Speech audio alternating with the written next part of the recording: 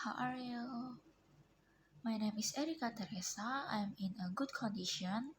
The purpose of this video is to give a summary of Chapter 12, Incentive Plans and Executive Compensation in Human Resource Management. What I know about it is, incentive plans are a type of employee compensation structure that use certain rewards to motivate team members to work harder and achieve specific goals. This type of compensation goes beyond the paycheck and benefits that our employees should receive for the hours they work. While executive compensation is the monetary and non-monetary benefits that are given to the senior management and executives of a company. Executive compensation includes salaries, perks, incentives, insurance, etc. This includes high salaries for executive, insurance, company shares, and other benefits. Now, let's get started. That's our headline on page 395, entitled Variable Pay at Cox Communications. After reading the headline, we can see how incentive plans work like in this case. Cox allows local management to develop incentive plans for employees based on the different market areas, but provides a basic variable pay framework as a guide. As the result, it becomes a well-known large firm with 20 local markets, even though the company offers many of the same services in all of its markets. Another variable that affects the success of Cox is its use for major guidelines. Moreover, the Cox incentive programs serves all types and locations of employees well. Varying incentives reflects the differences faced. However, by developing and administering the unique variable pay framework, Cox ties an effective approaches to variable pay and incentives to the company's organizational success efforts. Next, I'll discuss about variable pay, incentives for performance. Variable pay is compensation linked to individual, group or team, and or organizational performance. Variable pay plans attempt to provide tangible rewards, traditionally known as incentives, to employees for performance beyond normal expectations. The philosophical foundation of incentives rests on several basic assumptions. First, some jobs contribute more to organizational success than others. The second one is some people perform better and are more productive than others. The third one is employees who perform better should receive more compensation. Next is many employees' total compensation should be tied directly to performance and results. Next is about developing successful pay for performance plans. Employers adopt variable pay or incentive plans for a number of reasons. Key reasons that many employers adopt these plans are as follows. Link strategic business goals and employee performance, enhance organizational result and reward employees financially for their contributions, recognize different levels of employee performance through different rewards, and achieve HR objectives, such as increasing retention, reducing turnover, recognizing training, and rewarding safety. Variable pay plans can be considered successful if they meet the objectives the organization had for them when they were initiated and if they work with the organizational culture and the financial resources of the organization. And now I'll explain about 3 questions should be asked in order to make incentive plan success.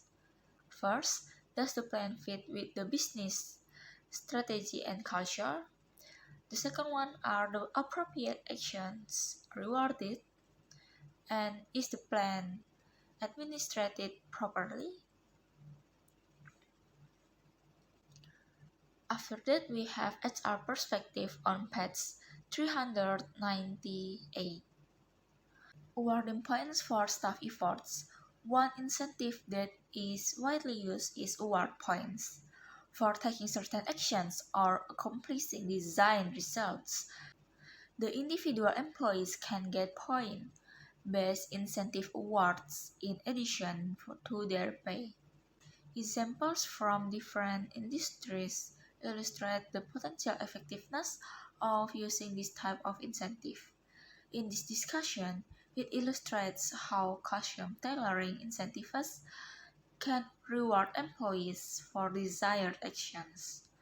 Because different types of incentive systems have grown in usage in numerous other firms, industries, and organizational settings. For example, a Hawaiian hospital and airlines. Next, does the plan reward appropriate actions? In my opinion, yes, it does. Because people tend to produce what is measured and rewarded. Organization must make sure that what is being rewarded is clearly linked to what is needed. For instance, in a highly innovative firm, incentives may be very motivating for managers, given economic and other organizational performance impacts. Therefore, variable pay systems should be tied as much as possible to desired performance. Employees must see a direct relationship between their efforts and their financial and non-financial rewards, as the HR perspective illustrates. Is the plan administered properly? To be honest, it will be successful only if employees understand what they have to do to be rewarded. Experts generally recommend that a variable pay plan includes several performance criteria, but having multiple areas of focus should not overly complicate the calculation necessary for employees to determine their own incentive amounts. Managers also need to be able to explain clearly what future performance targets need to be met and what rewards will be. Global variable pay. Variable pay is expanding in global firms as well as among foreign country employers. Effective variable pay plans fit both businesses, strategies, and organizational cultures, appropriately award actions, and are administered properly. Next is metrics for variable pay plans. Metrics for measuring the success of variable pay plans are crucial. Three metric options for variable pay plans, which are organizational performance, sales programs, and HR related.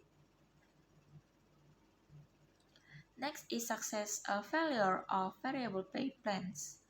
Some factors that contribute to the success of incentive plans are as follows. First, develop clear, understandable plans that are continually communicated. The second one, use realistic performance measures. Keep the plan current and linked to organizational objectives. Clearly link performance results to payout that truly recognize performance differences.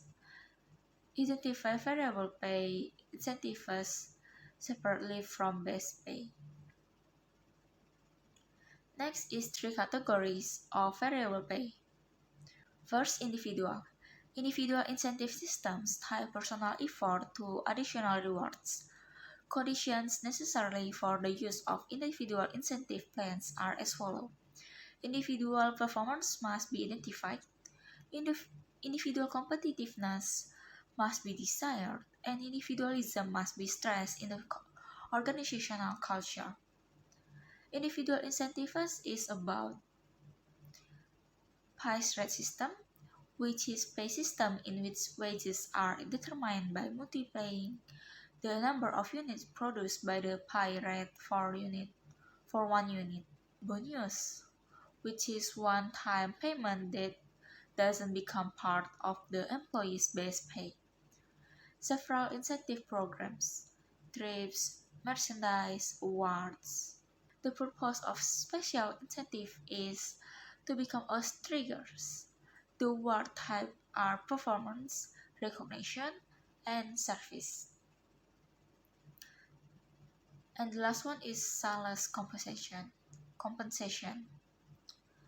The second one is group or team.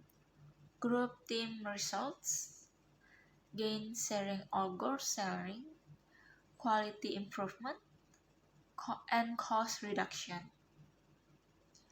Team and variable pay plan results. Team variable pay are improved productivity, ties pay to team performance, improve customer service or production quality, and increases employee retention. Design of group or team incentive plans. In designing group or team incentive plans, organization must consider a number of issues. The main concerns are how and when to distribute the incentives and how will make decision about incentive amounts. Distribution of group or team incentives. The two primary ways for distributing those rewards are same size reward for its members and different size reward for members. Timing of group or team incentives. It is about how often group or team incentives are paid out. The nature of the teamwork measurement criteria and organizational results must all be considered when determining the appropriate time period. The third one is decision making about group or team incentive amounts. To reinforce the effectiveness of working together, some group or team incentive programs allow members to make decisions about how to allocate the reward to individuals. However, group or team incentive have challenges.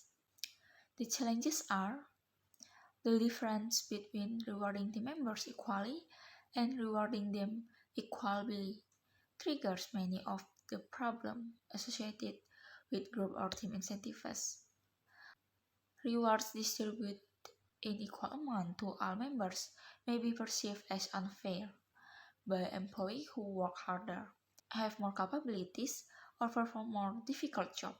This problem is compounded when an individual who is performing poorly prevents the group or team from meeting the goal needed to trigger the incentive payment. Also, employees working in the group or team may have less satisfaction with rewards that are the same for all, versus rewards based on performance, which often are viewed as more equitable. Next is types of group or team incentives. The two most common types of group or team incentives are team results and gain sharing. Gain sharing is a system of sharing with employees greater than expected gain in profit and or productivity. The third one is organizational profit sharing. It is about profit sharing, which is a system to distribute a portion of the profit to an organization to employees. Employee stock plans. Stock option plan is a plan that gives employees the right to purchase a fixed number of shares of company stock at a specified price for a limited period of time. Executive stock options and deferred compensation. Then I'll explain about sales compensation. Sales employees may have their compensation tied to performance on a number of criteria. Sales compensation can be provided as salary only, commission only, or salary plus commission or bonuses. The salary-only approach is useful when an organization emphasizes serving and retaining existing accounts over generating new sales and accounts. This approach is frequently used to protect the income of new sales, representative for a period of time while they are building up their clientele. On the other hand, a widely used individual incentive system in sales job is commission, which is compensation computed as a percentage of sales in units or dollars. Compensations are integrated into the pay given to sales worker in the three common ways: straight commission, salary plus commission, and bonuses. In contrast, the form of sales compensation used more frequently is the salary plus commission, which combines the stability of a salary with the performance aspect of a commission. Next is sales compensation. Challenges are technology and sales compensation programs, sales performance metrics, and effectiveness of sales incentive plans. Measuring the effectiveness of sales incentive plans is a challenge that may require the plans to be adjusted based on success metrics. Executive compensation. Executive compensation must be viewed as a total package composed of salaries, bonus, benefits, perquisites or perks, and both short and long-term performance-based incentives. Elements of executive compensation are executive salaries, executive benefits, executive perquisites or perks, annual executive incentives and bonuses, and long-term executive performance incentives. After reading HR perspective on page 417, entitled CEO Executive Overpay, I learned that giving a certain amount of money to one person can cause an ethical question. I recognize that fact too, but I think if that will benefit the company more than that money, it will be worth it. So, rather than wondering why that person can be paid that much, the other employees should try to be that person, triggering each other to look forward. Link between executive compensation and corporate performance. The most important reason for giving pay as incentives is that is thought to be effective in motivating employees and in increasing corporate performance and stock values. Another common reason for using variable compensation is related to the ability to attract and keep employees. This reason apply to executive as well as the other employees. But in order for compensation based on these reasons to be effective, executive compensation package must be linked to performance. Therefore, performance-based incentives often represent a significant portion of an executive's compensation package. Executive compensation and boards of directors. A compensation committee, which is a subgroup of the board of directors, generally has authority over executive compensation plans. And common executive compensation. And the last one is common executive compensation criticism. Okay, that's all for the summary of chapter 12. Now I'll give my closing comment. The conclusion of chapter 12, incentive plans and executive compensation, is both are important and have their role in company. Incentive plan is a great way to ensure the employees stay motivated to do their job and to do the best of their ability by offering something they can achieve if they hit a certain target. Meanwhile, executive compensation is a very important issue for investors to consider when making the strategies and taking important decisions. An improperly compensated executive can cost shareholder money and can produce an executive who lacks the incentive to increase profit and boost the shares price. Moreover, it is to ensure the executive stay motivated. What I can get from this chapter is I get a knowledge about incentive plan and executive compensation. In addition, it broadened my insight that incentive plans for company can increase motivation and productivity, increase employee retention rates, and set goals, while for staff is for rewards, healthy sense of composition and teamwork, as well as bigger investment in organization success. The application in real life is I can use this knowledge once I become an HR manager by applying incentive plan and executive compensation to motivate employees. That's all from me, Erica Theresa. I hope you can learn something from this video and thank you.